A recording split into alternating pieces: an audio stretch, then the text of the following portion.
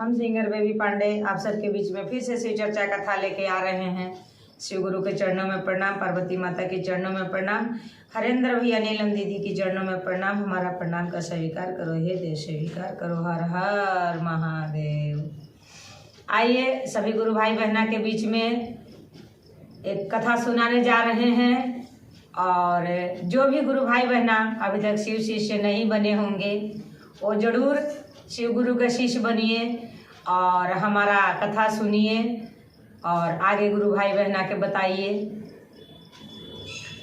आइए कैसे भोलेनाथ सबका धर्मी पापी जो भी हैं सबको कैसे उद्धार किए हैं वो आप सबका आज मैं बताने जा रहे हैं। आप सब कथा ध्यान से पूरा सुनिए। एक समय के बात था कि एक जलंधर नाम का राक्षस था। वह राक्षस ने धरती पर बहुत ज़्यादा अन्याय करने लग गया। जब अन्याय करने लग गया, साधु संतों सभी लोगों को परेशान करने लग गया। सबका खून पी के अपने शरीर में जहर पाल लिया। तो सभी देवताओं ने मिलके भोलेनाथ के बोले कि हे भोलेनाथ, अब ये अन्याय को आप ही रोक सकते हैं और जलंधर को वध करके ये धरती का पाप रोक दीजिए।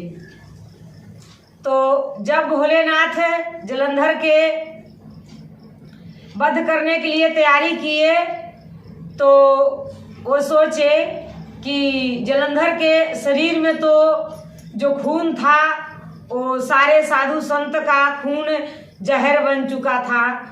तो कहें कि धरती पर जहाँ जहाँ ये बूंद गिरेगा वहाँ वहाँ जल थल हो जाएगा। इसलिए भोलेनाथ ने एक सोने का कलसा लिए और जलंधर के वध करके सोचे खून इसी के बीच में डाल देंगे।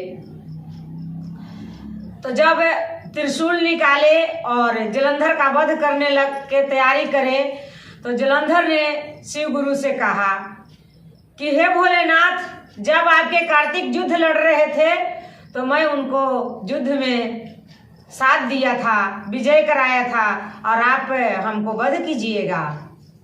तो भोलेनाथ जलंधर को वचन दिए थे। सोच लो हमारे भोलेनाथ कितना दयालु कृपालु हैं कि पापियों को भी उद्धार करते हैं और तार देते हैं। कि आज तो सबका देवताओं का आज्ञा है और धरती पे पाप बढ़ा गया है, अन्याय कर रहा है, इसलिए तुम्हारा वध करेंगे। लेकिन ये जलंधर में आपको वचन देते हैं कि एक दिन तुमको अपने पुत्र को युद्ध में साथ देने के लिए हमने एक समय तुमको अपने दिल में बसा लेंगे, हृदय में रखेंगे। ऐसे वचन दे दिए और वचन देके और जलंधर को वध कर दिए। वध करके धर का जितना उसका खून था वो तो कलसे में डाल दिए और कलसे में डाल के और बूंद धरती पे गिरने नहीं दिए। लेकिन कहीं कहीं जो त्रिशूल मारा ऐसे धर पे और मार के उड़ा त्रिशूल, उसको सिर ले उड़ गया। तो जो सिर ले उड़ गया वो सिर जैसे जैसे जा रहा था और जहां जहां बूंद गिरा वहां वहां जल थल बन गया। और जल थल बन गया और सीधे त्रिशूल उसका सर को लिए चले जा रहा है।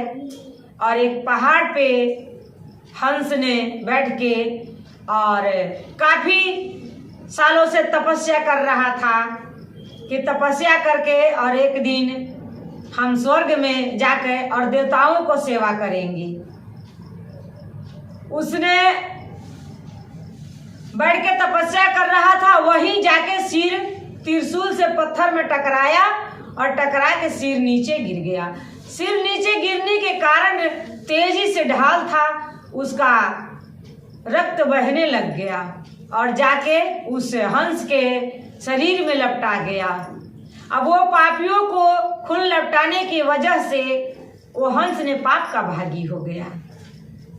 जब पाप का भागी हो गया तो हंस ने बेचारा जाके एक जगह छुप के रोने लग गया, और छुप के रोने लग गया तो नारद मुनि आए, और नारद मुनि आके पूछे कि आप क्यों रो रहे हैं। बोले कि हम क्या बताएं, हम बहुत दिनों से तपस्या कर रहे थे कि हम स्वर्ग में जाएंगे और देवताओं लोगों को देवलोक में जाकर सेवा करेंगे, लेकिन अब तो हम पापियों के खून से लिबड़ गए, अब तो हम पाप की भागी हो गए, अब हमें कहाँ स्वर्ग मिलेगा।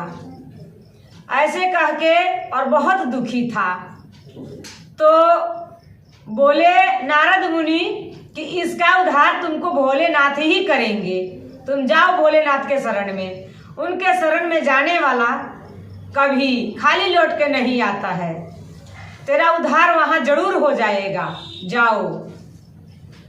उस गया हंस ने जाकर भोलेनाथ से हाथ जोड़ के कहा कि हे भोलेनाथ, मैंने बहुत साल तपस्या किया, लेकिन पापी के रक्तों से हम भीग के और पाप की भागी हो गए। हम देवताओं को सेवा करना चाहते थे, स्वर्ग लोक जाना चाहते थे। भोलेनाथ ने कहे कि हमारा आशीर्वाद है कि तुम जाओ, पुष्पक विमान बन जाओगे, और जो देवताओं को सेवा करना चाह रहा है वह तुम्हें वाहन बनाएंगे।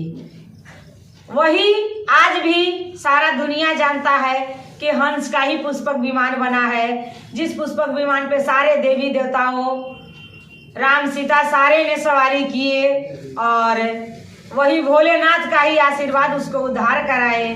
और आज भी पुष्पक विमान सभी देवताओं देवलोक में रहता है, सब देवताओं से वाहन बनाकर और लोगों की भ्रमण करते हैं। और जो जलंधर का रक्त लिए थे वो ले जाके समंदर में डाल दिए, और समंदर में डालते हुए कहे कि हे जलंधर, ये रक्त तुम्हें समंदर में डाल दिए हैं, जब समुद्र मंथन होगा तो दूसरा रक्त विष निकलेगा, जो विष के मैं पिएंगे और तुम्हें हृदय में वचन जो दिए हैं वो अपने हृदय में बसा लेंगे। तो ये सारा दुनिया जानता है कि जब देवता दानव मिलके समंदर मंथन किए थे तो पहला रतन अमृत निकला था और दूसरे रतन विष निकला था, जो जलंधर का खून था, और वही विष भोलेनाथ ने पिए और जलंधर से कहे कि जलंधर, जो मैं वचन दिए थे आज तुम्हें वो वचन को पूरा करते हैं, और आओ आज तुम्हें अपने हृदय में बसा लेते हैं। और उस रक्त को पीकर और जलंधर को भोलेनाथ ने अपने हृदय में बसाया और अपने कहे हुए वचन को पूरा किए। इसलिए जो भी गुरु भाई बहना अभी तक शिव शिष्य नहीं बने होंगे, उनसे मेरा हाथ जोड़ के विनती होगा कि सभी शिव गुरु के चरण में आइए, शिव शिष्य बन जाइए। शिव शिष्य बनने में कोई खर्चा नहीं है, और शिव गुरु के चरण में आ जाइए, सबका जिंदगी धन्य हो जाएगा, सबकी नैया भवसागर से पार हो जाएगा। और चलते चलते सभी गुरु भाई बहना से कहेंगे कि जो अभी तक मेरा चैनल को सब्सक्राइब नहीं किया होगा, चैनल सब्सक्राइब करके और भोलेनाथ के कथा सुनकर आगे गुरु भाई बहना तक बढ़ाए। और सभी गुरु भाई बहना के नमस्कार प्रणाम। हर हर महादेव।